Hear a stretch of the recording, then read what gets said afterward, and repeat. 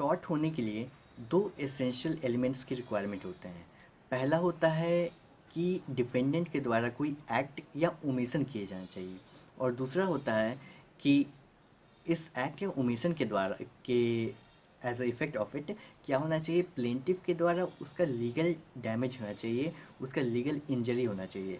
तो आइए अब इन दोनों पॉइंट्स को थोड़ा हम लोग हल्का सा इन दोनों को समझने की कोशिश करते हैं।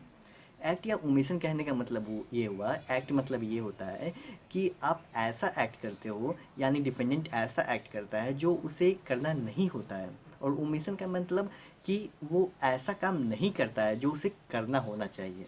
ये होता है एक्ट या ओमिशन।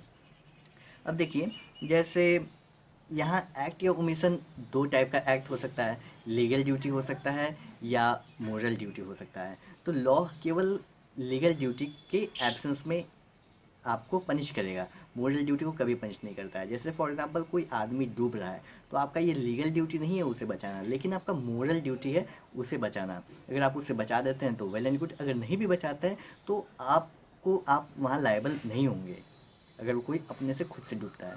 तो ये क्योंकि ये मोरल ड्यूटी होता है। जैसे एक इलस्ट्रेशन देखते हैं, जैसे कोई पब्लिक पार्क है और वो पार्क के बीच में एक पॉइजनस ट्री है, और पब्लिक अथॉरिटी क्या करता है कि उस पॉइजनस ट्री को फेंस नहीं करता है, और एंड एज अ कंसिक्वेंस क्या होता है कि कोई बच्चा उस पेड़ का फल तोड़ लेता है और खा के उसका डेथ हो जाता है। तो यहाँ पे पब्लिक कॉरपोरेशन जो है, पब्लिक अथॉरिटी है, जिसका ये जिम्मेवारी होता है वो फेंसिंग करना, वो लायबल होगा। आप हमें कमेंट करके बताइएगा कि ये कौन सा केस है, ये एक्ट या ओमिशन होता है। और लीगल डैमेज कहने का मतलब होता है कि आपको लीगल इंजरी होना चाहिए।